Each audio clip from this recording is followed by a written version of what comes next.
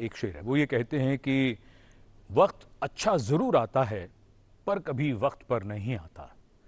बहुत से लोग कुछ महीनों से अच्छे वक्त का इंतज़ार कर रहे हैं। जब लोग लॉकडाउन में थे तो इंतज़ार करते थे लॉकडाउन हटेगा, हमारी ज़िंदगी फिर से सामान्य हो जाएगी। लॉकडाउन के बाद अब सबकी उम्मीद इस बात को लेकर है कि कोई दवाई मिल जाए, वैक्सीन बन जाए और फिर से वही दिन वापस आ जाएं जब वो जिस तरह से अपनी ज़िंदगी जिया करते थे। लेकिन जब तक ऐसा नहीं होता, यानी जब तक ऐसे दिन नहीं आते, तब तक हम सबको कुछ सावधानियों का पालन करना है। और क्यों करना है, क्यों ज़रूरी है ये सब बातें? क्योंकि आज के परिदृश्य में हम जानते हैं कि हमारे सामने कुछ और इलाज नहीं है सिवाय इसके कि हम सावधानी बरतें। आज के इस विशेष कार्यक्रम में जो मेहमान आज स्टूडियो में चर्चा के लिए यहाँ आए हुए हैं, उनका परिचय हम कराएंगे। सबसे पहले डॉक्टर रमन गंगा खेड़कर, आप हेड हैं epidemiology and infectious diseases ICMR से। बहुत स्वागत आपका डॉक्टर।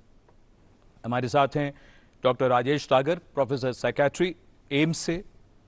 हमारे साथ हैं डॉक्टर यतीन मेहता, आप chairman critical care Medanta the Medicity. और हमारे साथ स्काइप के जरिए जुड़ रहे हैं डॉक्टर राजेंद्र के धमीजा, आप head department of neurology, Lady Hardinge Medical College and SSK hospital. बहुत स्वागत डॉक्टर धमीजा आपका भी। और चर्चा की हम शुरुआत करें उससे पहले वो फ़ोन नंबर आपको हम ज़रूर बताना चाहेंगे जिस पर फ़ोन करके आप इन मेहमानों से सवाल पूछ सकते हैं। दिल्ली का STD कोड 011 और उसके बाद टेलीफोन नंबर 23097532। चर्चा की शुरुआत करते हैं डॉक्टर रमन गंगा खेड़कर। आज के संदर्भ में जब हम देखते हैं कि धीरे धीरे भारत में अब कोरोना के केसेस हर रोज़ 10,000 और उसके बाद अब 11,000 के नज़दीक पहुंच रहे हैं, ये क्या ट्रेंड देख रहे हैं हम? इसको मैं ट्रेंड यानी वो बढ़ता हुआ दिख रहा है, उन संख्या को देख के हमने परेशान हो जाना ये शायद गलत है। आपने एक देखा होगा, टेस्टिंग का भी नंबर ये बढ़ते जा रहा है। अब टेस्टिंग का नंबर हर दिन को जब जैसे बढ़ेगा तो इसका मतलब ये टेस्ट करने वाले लोगों की संख्या भी बढ़ गई। अब अगर संख्या बढ़ती है तो आपको ज़्यादा लोगों को बीमारी लगी है ये भी दिखना लाजमी हो जाएगा। लेकिन ये नंबर को देख के हमने एक चीज़ समझना बहुत ज़रूरी है कि ये जब नंबर बढ़ रहे हैं, इसका मायना मुझे जो सिखाया गया वो मैं पाल नहीं रहा हूँ। अगर मैं पालता हूँ या पालता था तो ये नंबर बढ़ना ये ज़रूरी नहीं था। अब हमने 1 लाख के 2 लाख हो गए, 2 लाख से 3 लाख हो गए, ये संख्या की तरफ देख के परेशान होना है क्या? नहीं। ये जैसे हम बोलते हैं चेस का जैसे गेम होता है जी। उसके वैसा है कि आप अगर चेस के बोर्ड के ऊपर हर एक जगह पे आप बोले कि एक दाना मैं डालूंगा चावल का और दूसरे इसमें वो दुगना करके डालना है, उसके बाद में फिर और दुगना करना है, तो 1 के 2, 2 के 4 ऐसे जब होते जाता है तो नंबर तो बढ़ते रहेगा। ये तो हमको समझना है कि हम वो हज़ारों की तादाद, शुरुआत अगर मेरी ज़्यादा हो गई उसको मैंने ज़्यादा बढ़ते हुए दिखना ये तो नेचुरल है, ऐसे मुझे लगता है। लेकिन नंबर को देख के मत डरिए, नंबर देख के हमने खुद को संभालना ये सीखना चाहिए। जी डॉक्टर धमीजा, जिनका पब्लिक हेल्थ पर भी काफ़ी काम है, डॉक्टर धमीजा हम आपसे ये जानना चाहेंगे, जो बात डॉक्टर गंगा खेड़कर ने सामने रखी है कि आंकड़ों को देखकर उतने परेशान ना हो, लेकिन ओवरऑल अगर सिचुएशन को देखें तो हम कई देशों से बहुत बेहतर हैं। आप क्या जोड़ना चाहेंगे इस बात में? और क्योंकि हमारी जनसंख्या बहुत ज़्यादा है, 130 करोड़ के आसपास, तो हमें ये नंबर्स कंपेयर करने के लिए ये देखना चाहिए कि हमारे नंबर्स पर मिलियन कैसे हैं और दूसरे देशों के मुकाबले में हम कहाँ स्टैंड करते हैं। तो ये जो हमारा नंबर है 224 या 225 पर मिलियन का जो है केसेस का है, और इसके साथ साथ डेथ्स पर मिलियन वो भी बहुत इंपॉर्टेंट है। ये नंबर्स तो बढ़ेंगे और नंबर्स बढ़ने जायज़ हैं क्योंकि हम ज़्यादा टेस्टिंग करेंगे और जितना ज़्यादा हम लोगों को टेस्ट करेंगे उतने ज़्यादा नंबर बढ़ेंगे। सो नंबर से कोई बहुत ज़्यादा फर्क नहीं पड़ता। हमें ये देखना है कि कैसे हम इस बीमारी को आगे बढ़ने से रोकें और एक एक जान को कैसे हम बचाएं। नंबर तो बढ़ेंगे, लोग बीमार होंगे, ठीक भी हो जाएंगे, लेकिन जो इस बीमारी से इस दुनिया से चला गया वो वापस लौट के नहीं आएगा। तो हमारे दोनों तरफ से ध्यान रखने की जरूरत है। एक तो ये है कि नंबर्स को हम कैसे कम करें ताकि हम इस बीमारी को बढ़ने से रोकें, और दूसरा ये भी है कि एक एक जान को हम बचाने की कोशिश करें, ताकि जिन लोगों को क्रिटिकल हैं या सीरियस हैं या जी हॉस्पिटलाइजेशन की जरूरत है, उनके लिए बेड्स मिलें, उनके लिए आईसीयू बेड्स मिलें और वेंटिलेटर मिलें और हम उनकी देखभाल कर सकें। जी। डॉक्टर मेहता, इस बीमारी को लेकर जब नंबर बढ़ने की बात होती है तो लोगों के मन में एक डर इस बात का होता है कि अगर मुझे कोरोना हो गया, मैं कोरोना पॉजिटिव हो गया, तो फिर मेरी ज़िंदगी उसके आगे कैसी होगी, मुझे मुझे कितनी जल्दी हॉस्पिटलाइजेशन की ज़रूरत होगी, क्या कहना चाहेंगे आप? इसमें ऐसा है कि 90% जो लोग हैं वो तो ठीक रहेंगे, मतलब माइल्ड टू माइल्ड इलनेस होती है। सिर्फ 5% लोगों को आईसीयू की ज़रूरत पड़ेगी। जी। सो 5% को हॉस्पिटलाइजेशन की ज़रूरत पड़ेगी, 5% को आईसीयू की ज़रूरत पड़ेगी। इसलिए नंबर इतने ज़्यादा नहीं है जिनको हॉस्पिटल्स की ज़रूरत पड़ेगी, लेकिन अगर नंबर बढ़ते रहे तब थोड़ी चिंता की बात ज़रूर है। ज़्यादातर मरीज़ को घर पे ही रह सकते हैं। अगर आप अपने डॉक्टर को दिखाइए, उससे एडवाइस लीजिए। गवर्नमेंट का अच्छा वो है कि डॉक्टर आपको फॉलोअप करते हैं घर पे, आपको दिन में 2 बार फ़ोन करके पूछेंगे कैसे हैं आप। एक पल्स ऑक्सीमीटर ले लीजिए और अपने अपने आप को घर में अलग से रखिए, घर के दूसरे मेंबर्स को एक्सपोज मत कीजिए। वो सबसे आसान है, क्योंकि अपने घर पे खाना आपको घर का मिलेगा। अस्पताल का खाना तो किसी को पसंद ऐसे भी नहीं होता, जी जी। और बेकार में हॉस्पिटल जाके सेकेंडरी इन्फेक्शन का रिस्क भी रहता है। तो वो ज़्यादातर मरीजों को वो ज़रूरत नहीं होती।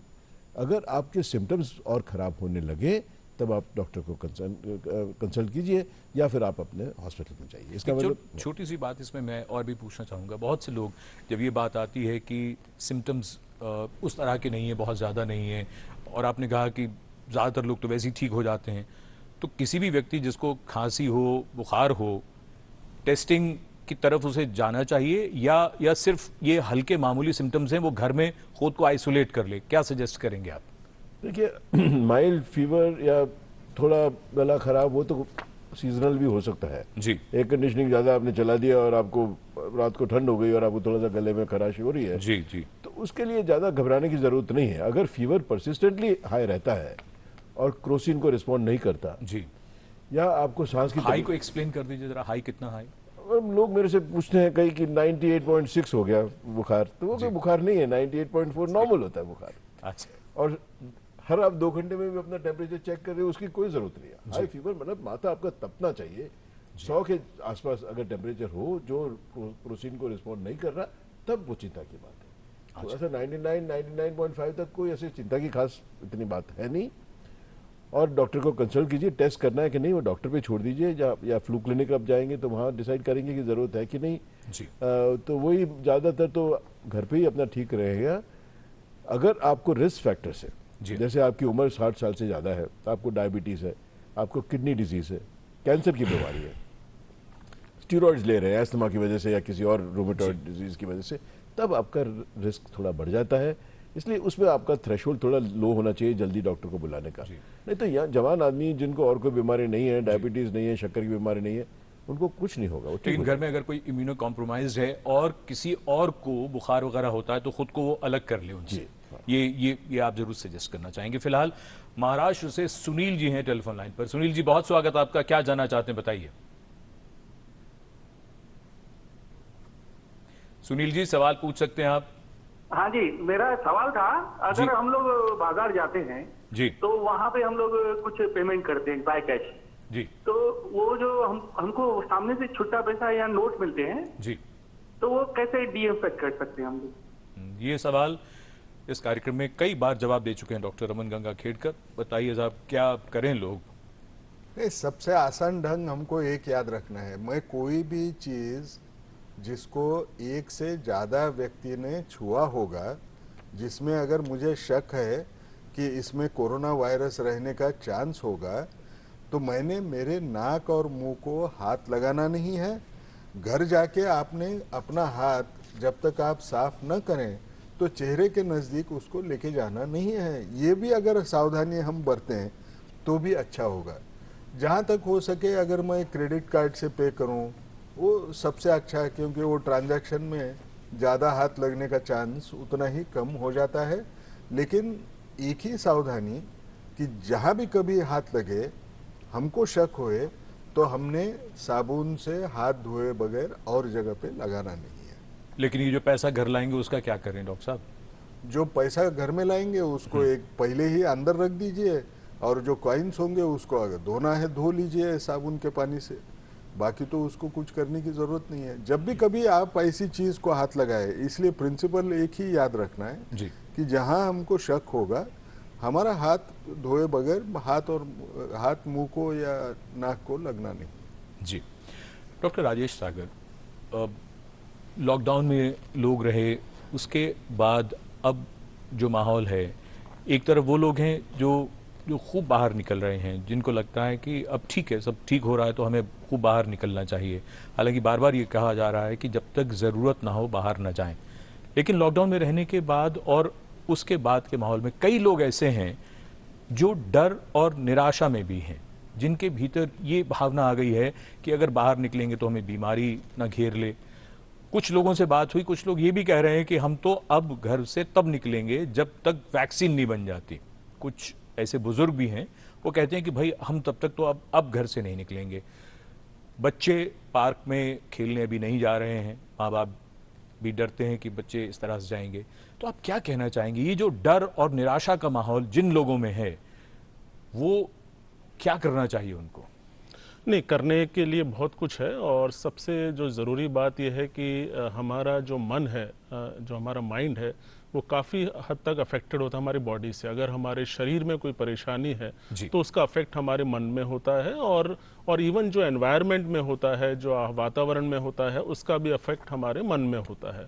और ये बात सही है कि जो भी आंकड़े हैं वर्ल्ड ओवर जो बताया गया है, जैसे चर्चा भी कर रहे हैं, परेशानी है, परेशान है व्यक्ति, तो उसका अफेक्ट डायरेक्टली मन पे हो रहा है। और ये देखा गया है कि 50% या उसके आसपास जो है लोग या तो निराशा में है, या उनको उदासी है, या एंजाइटी है। अब उसके भी बहुत सारे कारण हैं, आप सिर्फ कोविड को ही नहीं कह सकते, क्योंकि इससे और भी एसोसिएटेड चीज़ें हैं। जैसे उदाहरण के तौर पे मैं काम पे जा पाऊंगा या नहीं जा पाऊंगा, मेरी नौकरी रह पाएगी या नहीं रह पाएगी, आगे क्या होगा, मुझे वहाँ पे जाना है, घर में थोड़े डोमेस्टिक वायलेंस बढ़ गया है, थोड़ा लोगों का आपस का जो क्योंकि एक साथ आप घर में रहने के आदी नहीं हैं, तो उसमें आपका फेस टू फेस कॉन्टैक्ट ज़्यादा हो रहा है, तो उसके साथ साथ और भी चीज़ें हो रही हैं जो हमें तनाव दे रही हैं। और ये बात सही है कि जो इसके जो आंकड़े हैं वो anxiety, depression, not only that, even जैसे नींद की प्रॉब्लम है, आप सोच बहुत रहे हैं, आपकी एक्टिविटी नहीं है, तो ये सबसे जो अफेक्ट आपके मानसिक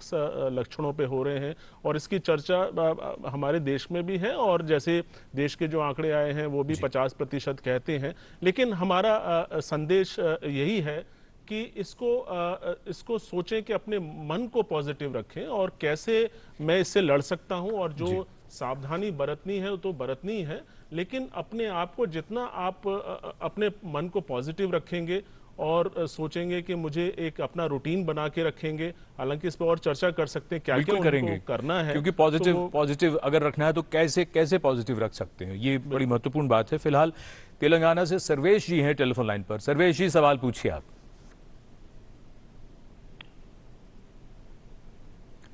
हेलो जी सर्वेश जी।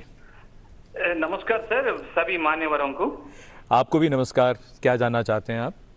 सर मैं साइंटिस्ट सर से बात करना था। सर अभी इंडिया में इतना वायरस आ चुका है, तो अभी एक वायरस इतना प्रॉब्लम क्रिएट कर रहा है, तो ओवरऑल में वर्ल्ड में अभी जो हम सुन रहे हैं 1500 से 2000 तक वायरस ऑलरेडी रिसर्च हुए हैं। एक वायरस से ये तो हाल है, आगे जाके और कौन सा वायरस आएगा? तो अभी इतना परेशान है लोग। इसके लिए कोई स्ट्रैटेजी है? अब फ्यूचर में बायोलॉजिकल वार अगर से इंडिया पे आ गया तो क्या करेंगे? एक प्रश्न, मेरे 3 प्रश्न है सर। एक प्रश्न है, दूसरा प्रश्न है आप अभी विटामिन दैट हील बोलते हैं, अभी सारे चीज जो है विटामिन से कम होते बोलते 90% बोलते हैं, तो ऑलमोस्ट ऑल जो है अभी हिंदुस्तान में मोर देन 65 to 70,000 स्पीसीज है जो आयुर्वेदिक शास्त्र प्रकार में है। पीरियडिक टेबल में 117 या 120 तक कुछ एलिमेंट्स है, उसमें क्यों आप लोग रिसर्च क्यों नहीं करते? अभी हिंदुस्तान में 10,000 से 20,000 तक रिसर्च लैबोरेटरीज है, एक कंपनी वाले को 10 भी देंगे डिवाइड करके, तो आपको रेडीमेड एक पीरियडिक टेबल आयुर्वेदिक में मिल जाएगा ना। ये क्यों नहीं करते? खाली पीली हर चीज में कोई भी हर एक सर्वेश जी जी। हाँ सर, हाँ अब सर, मेरा तीसरा हाँ, तीसरा भी पूछ लीजिए आप। जी। अभी जो आप जो है इम्यूनाइजेशन के लिए आप क्या कर रहे हैं? अभी खुला छोड़ दिए लोगों को मरो बोल के, अब जी। क्या अभी तो सारी दुनिया कर रही है सर्वेश जी। बस सर्वेश जी, बस समझ गए। इम्यूनाइजेशन मतलब आप वैक्सीन की बात कर रहे हो, तो सारी दुनिया क्या कर रही है आपको भी पता होगा मीडिया के जरिए। डॉक्टर गंगाखेड़कर, क्या कहना चाहेंगे आप इनको? एक तो वायरस का सबसे पहला सवाल इनका वायरस को लेकर था कि वायरस, इतने सारे वायरस हैं, हमारी क्या तैयारी? तो हमारी क्या दुनिया में वायरस आता रहता है, जरा बता दीजिए इनको। देखिए, एक चीज समझना है कि ये लड़ाई जो है कितने सेंचुरी से चल रही है। जैसे इंसान पैदा हुआ, इंसान की लड़ाई वो माइक्रोब्स के साथ में होती ही है। ये तो जर्म्स है, ये एक किस्म के ऐसे किस्म के जीवाणु हैं या विषाणु हैं, उनको भी जिंदा रहना है, हमको भी जिंदा रहना है। अब दोनों की जो लड़ाई है, वो लड़ाई में आपको अलग अलग किस्म के विषाणु दिखेंगे, अलग अलग किस्म के जीवाणु दिखेंगे, लेकिन फाइनली हम लोग थोड़ी हमको बुद्धि ज़्यादा रहने की वजह से हम उनके खिलाफ कैसे लड़ सकते हैं, उसकी समझ आज हमको आ चुकी है। अब आपका एक सवाल था उसमें, ये तो जो है बायोलॉजिकल वॉरफेयर है और कोई नया विषाणु आने वाला है क्या? नहीं, इसका कोई अभी इस वक्त सोचने की जरूरी है। हमको ये कोविड-19 नहीं दे रहा है। आज हमको ये बीमारी के खिलाफ और जो पहले मालूम है उन बीमारियों के खिलाफ पहले लड़ते हुए जीतना है। यही करते वक्त आगे कोई विषाणु आया तो उससे हम कैसे लड़ेंगे, इसके बारे में भी हमने सोच करके हमारे डिफेंसेस तैयार रखना है। वो तो होएगा, लेकिन एक चीज़ हमने सबने समझना है कि यह हम जब भी कभी प्रॉब्लम्स आते हैं उसमें ही हम सोचना शुरू करते हैं कि अभी आगे क्या होगा, कैसे होगा। लेकिन हम पुराने जो बीमारियां आए उनसे अगर हम आज सीखते थे तो शायद ये नौबत भी हमको आती नहीं थी। आपको शायद याद होगा, सार्स करके एक बीमारी आई थी, जी जी, सीवियर एक्यूट रेस्पिरेटरी सिंड्रोम। उसमें सार्स में भी उसको रोकने का ढंग जो था, जो आज है वही ढंग उसको इस्तेमाल करना था। मर्स कोवा के बारे में देखो, जो मिडिल ईस्ट रेस्पिरेटरी सिंड्रोम था, उसमें भी क्या रोकने का ढंग कौन सा था? यही ढंग था। अब ये दोनों टाइम हमने उसको सामने से देखे हैं। आपने इन्फ्लुएंजा का भी देखा, इन्फ्लुएंजा में रोकने का ढंग कौन सा है? यही था। इन्फ्लुएंजा का आउटब्रेक से आज एंडेमिक हो चुका है इन्फ्लुएंजा। लेकिन हम हर बीमारी जब तक हमारे इतने नज़दीक ना आए, डर बढ़े नहीं, तब तक हम पुरानी याददाश्त जो है उसको हम भूल जाते हैं, उसकी प्रैक्टिस नहीं करते हैं। लेकिन आज हमने एक दिल के अंदर ये ठान लेना है कि इस टाइम जो सीखेंगे वो जिंदगी भर हम भूलेंगे नहीं और किसी को भूलने नहीं देंगे। जी, इनके सवाल के दो हिस्से और थे। वैक्सीन वाली बात तो खैर वो तो सारी दुनिया जानती है। एक और भी बात ये कह रहे थे, शायद इन्होंने कुछ आयुर्वेदिक जड़ी बूटियों और चीज़ों की बात कही थी कि उस पर रिसर्च वगैरह की बात कह रहे थे। अच्छा, जो आप कह रहे थे आयुर्वेदिक दवा की रिसर्च चालू है क्या? आपको ये सुन के खुशी होगी कि पहली बार ऐसे पैंडेमिक के खिलाफ लड़ते हुए भी हमारे सरकार का जो आयुष करके मंत्रालय है जी, वो आज कम से कम 6 बहुत बड़े ट्रायल्स आयुर्वेदिक ढंग से उनको जो करना है, जो भी दवा देना है जो उनको समझती है, उन दवाइयों की ट्रायल करने के लिए मॉडर्न ढंग से जैसे हम लोग करते हैं उस ढंग से ट्रायल करने के लिए उन्होंने शुरुआत की है। हमको इसमें खुशी मान लेना चाहिए कि जो आज तक कभी इतने तेजी से नहीं हुआ, जो आज तक हम उसका एविडेंस तैयार करने की कोशिश नहीं कर रहे थे इतने जोर से, आज वो हम कर रहे हैं। थोड़ा हमको इंतज़ार करना पड़ेगा और ट्रायल के रिजल्ट्स भी आएंगे, उससे क्या असर होता है, फ़ायदा होता है या नहीं होता है, उसकी भी समझ आएगी। तो हमारे मन में से वो जो बात है कि मुझे बाकी पुरानी चीज़ों के बारे में ज्ञान नहीं है, वो ज्ञान का हिसाब भी ये पैंडेमिक के अंदर गए हुआ हमको दिखाई देगा। रही बात ये वैक्सीन की, वैक्सीन जैसे पहले भी बहुत बार बता चुके हैं कि 70 अलग अलग वैक्सीन्स बनाने वाले ग्रुप्स काम कर रहे हैं। उनमें से 5 ग्रुप्स जो हैं वो ह्यूमन ट्रायल में यानी इंसानों को देने के नज़दीक जा चुके हैं, उनमें ट्रायल्स भी शुरू हो चुके हैं। आपने कुछ सुना होगा चाइना की जो वैक्सीन है, आज भी अगर आप सुने होंगे तो ब्राजील वाले उसको ट्रायल के मोड में लेके जा रहे हैं। अब आपके मन में अगर ये चिंता होगी हमारे देश में क्या हो रहा होगा, हमारे देश में अलग अलग ऐसे 11 अलग ग्रुप्स हैं जो वैक्सीन बनाने की कोशिश कर रहे हैं। आईसीएमआर शायद अगले 1 महीने के बाद में, 1 से 1.5 महीने के अंदर 2 अलग किस्म के जो वैक्सीन हैं, एक जो इंग्लैंड में विकसित हुई है जिसको ऑक्सफोर्ड की एक वैक्सीन मानी जाती है, वो उसकी भी ट्रायल शायद शुरू हो जाएगी 1.5 महीने के अंदर, और एक सीरम इंस्टीट्यूट करके हैं, उनके 2 वैक्सीन्स की भी ट्रायल शुरू होने का चांस है। और एक तीसरी जो वैक्सीन है जी। वो भारत बायोटेक करके कंपनी है, उन्होंने अपने देश में एक वैक्सीन विकसित की है, उसकी भी ट्रायल शायद ये दोनों जो बताया हूँ उससे पहले ही शुरू होने का चांस है। तो ऐसे बिल्कुल मन में ये विषय नकारात्मक ढंग से मत देखो, अपने देश में भी प्रयास तेजी से चालू है। तो इनके माध्यम से सभी को बहुत जानकारी मिल गई है। फिलहाल मथुरा से अजय हैं टेलीफोन लाइन पर। अजय जी, सवाल पूछिए आप। अजय जी, अगर आप हमें सुन रहे हैं तो सवाल पूछिए। हेलो जी अजय जी, हम सुन रहे हैं। अच्छा, आप सभी को मेरा नमस्कार। हमारा भी नमस्कार, सवाल पूछिए। हाँ, बस मैं ये पूछना चाह रहा हूँ कि जैसे सभी ये कह रहे हैं कि इस दौरान न आप गर्म पानी का सेवन करें, गर्म पानी पीना चाहिए, लेकिन क्या हम घड़े का पानी पी सकते हैं? 1-2 बार दिन में मन करे तो घड़े का पानी क्या हम पी सकते हैं? डॉक्टर यतीन मेहता, क्या कहेंगे आप इनको? देखिए, इतना कोई एविडेंस है नहीं कि किस तरह का इस जी आप बर्फ डाल के पानी पियेंगे तो कभी कभी गला खराब हो सकता है, बट ऐसा कोई ज़्यादा एविडेंस है नहीं कि किस तरह का पानी पीजिए। घड़े का पानी, आजकल के पानी का इन्फेक्शन पानी की वजह से बढ़ता है जी, अगर पानी क्लीन नहीं है। तो अगर आपने फिल्टर वाटर घड़े में डाल के फिर उससे पी रहे हैं तो उसमें कोई नुकसान नहीं है। वो टेम्परेचर की वजह से पूछ रहे हैं। वो ये कह रहे हैं कि गर्म पानी पीने के लिए कहा जाता है, घड़े का पानी घड़े थोड़ा का ठंडा बहुत बढ़िया होता है, मन करता है घड़े का बहुत बढ़िया है क्योंकि वो ज़्यादा ठंडा भी नहीं होगा और ज़्यादा गर्म भी नहीं होगा। अच्छा, तो इसीलिए अपने हिंदुस्तान में पुरानी ट्रेडिशन घड़े का पानी की चलती आ रही है, क्योंकि पानी थोड़ा थोड़ा एवापोरेट होता है, टेम्परेचर ठीक रहता है उसका, तो अच्छी बात है। बिल्कुल पी सकते हैं ना, अगर पानी क्लीन है तो। पानी साफ होना चाहिए। पानी साफ होना चाहिए। पानी साफ होना चाहिए। और चर्चा में जो बात बार बार आ रही है कि हमें ध्यान रखना है, क्योंकि अब जबकि हम अनलॉक में हैं, धीरे धीरे जिंदगी पटरी पर वापस लौट रही है, हम घरों से बाहर निकलते हैं जरूरत के लिए ही सही, लेकिन निकलना तो है, लेकिन सावधानी क्या बरतनी है, ये जरा संदेश सुन लेते हैं। अक्षय कुमार क्या कह रहे हैं?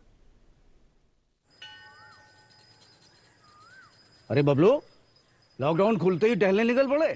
महामारी अभी फैली हुई है। सरपंच जी, टहलने नहीं, कहाँ पे वापस जा रहे हैं? तुझे डर नहीं लगता वायरस पकड़ लेगा? पहले थोड़ा बहुत डर लगता था, फिर पता चला कि अगर मैंने पूरी सावधानी बरती तो ये बीमारी होने की संभावना कम है। सबसे महत्वपूर्ण है ये मास्क। काम पर मास्क हमेशा पहनूंगा, समय समय पर हाथ धोता रहूंगा और दूसरों से हर वक्त कम से कम 2 गज की दूरी बनाए रखूंगा। खुद को, दूसरों को और अपने परिवार वालों को भी सुरक्षित रखूंगा। अरे भाई, मेरी जिम्मेदारी बनती है तुझे चेतावनी देना, सो दे दिया। जब देश के मेडिकल और स्वच्छता कर्मचारी रोज कोरोना वायरस से लड़ने का काम कर रहे हैं, तो हमारी भी तो जिम्मेदारी बनती है अपना काम करने की। बबलू, तुझे कुछ हो गया तो? हजारों लोग इस बीमारी को हराकर ठीक हो चुके हैं, और अगर किसी कारण मुझे ये बीमारी हो भी जाए तो सरकार ने अस्पताल में हमारे इलाज के लिए पर्याप्त व्यवस्था कर रखी है। ये घबराने का वक्त नहीं, एक दूसरे का हौसला बढ़ाने का वक्त है।